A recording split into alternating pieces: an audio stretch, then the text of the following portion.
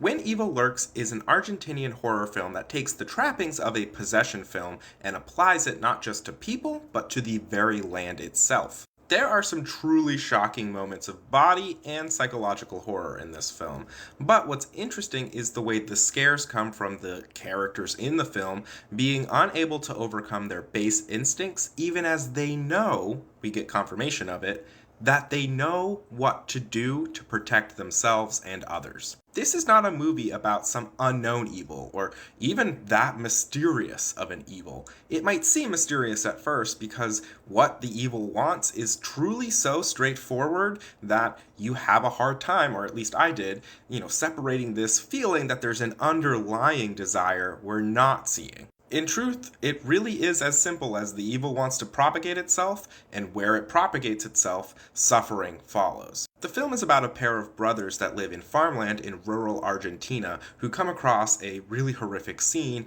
of a mutilated body in the woods that borders their land and the land of the farmer next door. Judging by these strange instruments the body had on its person, or in its possession, I should say, they do determine that this is a cleaner or a cleanser. Through the dialogue, it becomes clear that the world has been dealing with this evil for a long while, and long enough that people like cleansers have popped up who have the skills and tools and knowledge to be able to deal with it, dispose of the evil properly. Not only that, but the government seems involved with these cleansers, where you are supposed to, when you uncover such evil, report it to the government officials who then report it to the right people to get a cleanser dispatched as quickly as possible. However, that's not what's been happening. Everyone who comes into contact with these brothers appears to understand what the protocol is, know the rules, regulations, and what's expected of them. They're all just in such disbelief that them, in the middle of nowhere, in the middle of rural farmland,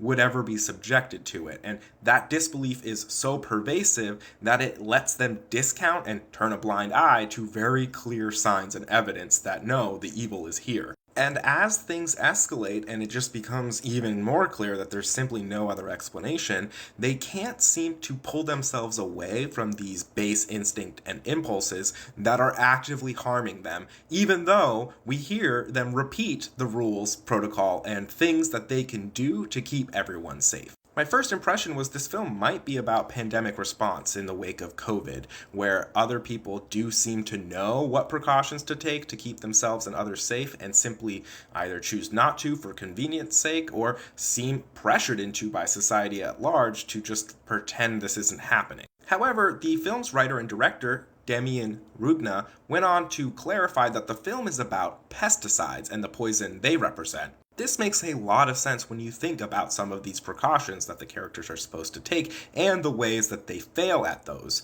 The character of Pedro, one of the two brothers, actually goes to the home of his ex-wife and their children and takes all his clothes off because he knows that they too are contaminated, but he takes them off too late, bringing them into the house first, where the dog then gets into them and becomes contaminated by this evil. One of the rules and precautions that you're supposed to take is you're not supposed to deal with the contamination by using firearms, something that many characters repeatedly ignore even when they're being reminded by other characters in that very scene, which might make sense from the perspective of maybe these chemicals are flammable or from the perspective of a chemical reaction mixing with the gunpowder. But either way, the whole point is firearms make this worse. And even in dealing with the purported source of this infection, for lack of a better word, where they take Uriel, the character who is the first to be possessed by this evil, and try to drive him hundreds of kilometers away and literally dump him over a bridge to try to get rid of the contaminant. This movie is genuinely one of my favorite horror films I've seen in a long time. It's great. The cast is phenomenal. The writing's really good. The direction. Yes, there is a kind of relentlessness to the pace, but I think it's effective and it drives the tension up significantly. It will have you yelling at the people on screen because not only do you know better than them, they know better than them. If I did have a criticism, it wouldn't be for the filmmaking, the acting, the directing, the writing, none of that. It would be in understanding the film's message and kind of how it seems to put the burden on individual people, individual average people. We get example after example of government officials, in this case, failing to do their jobs, failing to report, flatly denying or rejecting that there is a problem. They didn't even dispatch a cleanser to deal with the quote unquote patient zero, the source of this contamination, for over a year after his family reported it. But I think it's even evident in some of the rules. One of the rules is that you're not allowed to use electric lights when dealing with this evil. In fact, one of the cleansers even remarks that the entire city that's nearby has shut off its lights because she can't see its light pollution because it's dealing with and implementing the protocol. Now, I don't think electric lights was necessarily meant to be like a direct parallel to pesticide use. I think it's a metaphor for convenience. The fact that people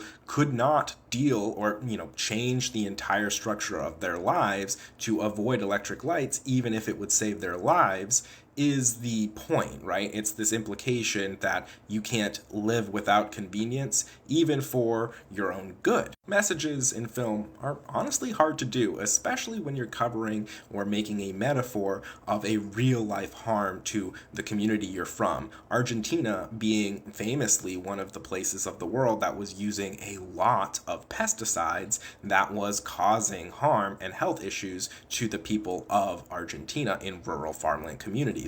Pesticides that they were being pressured to use from huge corporations like Monsanto. Now, is Monsanto likely to watch this film and have its dead heart grow 3 times its size?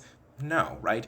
Average people are going to watch the film and they're going to have their takeaways, their messages. So even though I call it a criticism, it's really hard for me to imagine how else they would get that point across other than to put it on the individuals sitting in that theater, sitting at home watching the movie. But if it were me, I feel like they already set up the failure of the government for its people to take the appropriate steps quickly enough to protect its people. And I would have made it so that at the end of the film, the characters would have gotten on board with this no electric light and the other rules as well, and would have maybe called the nearby city that has a lot of electric lights to warn them, even maybe citing some government, protocol or regulation that once reported, the city is required to shut down the electrical grid and have the city ignore it. To me, that would be the perfect end cap, because then it doesn't just become about individual failure. It becomes a reminder that the people of Argentina should push and expect more from their government to protect them. If you've never seen the movie, I highly recommend it, but if you have seen it, tell me what you think of this film. Do you think that my proposed ending would have made the message hit harder, or do you think it was plenty evident in the film that we got? More movies to come for 31 Days of Horror. Check out my pinned videos if you want to watch these films too.